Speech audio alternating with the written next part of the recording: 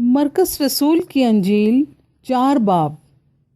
پہلی آیت سے 12 آیت تک۔ بیج بونے والے کی تمثیل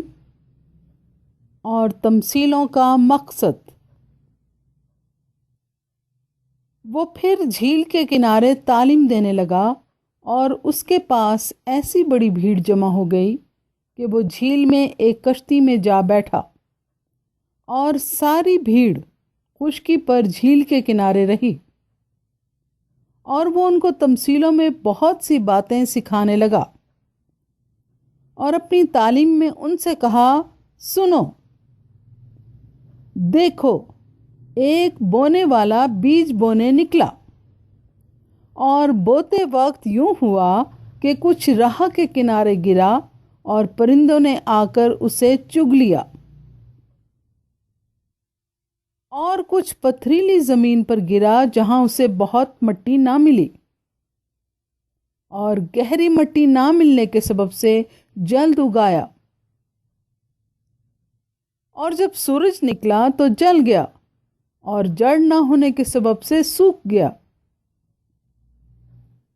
اور کچھ جھاڑیوں میں گرا اور جھاڑیوں نے بڑھ کر اسے دبا لیا اور وہ پھل نہ لایا، اور کچھ اچھی زمین پر گرا اور وہ اگا اور بڑھ کر پھلا، اور کوئی 30 گنا، کوئی 60 گنا، کوئی 100 گنا پھل لایا۔ پھر اس نے کہا، جس کے سننے کے کان ہوں وہ سن لے۔ جب وہ اکیلا رہ گیا تو اس کے ساتھیوں نے ان 12 سمیت اس سے ان تمثیلوں کی بابت پوچھا۔ اس نے ان سے کہا کہ تم کو خدا کی بادشاہی کا بھید دیا گیا ہے، مگر ان کے لیے جو باہر ہیں سب باتیں تمثیلوں میں ہوتی ہیں، تاکہ وہ دیکھتے ہوئے دیکھیں اور معلوم نہ کریں،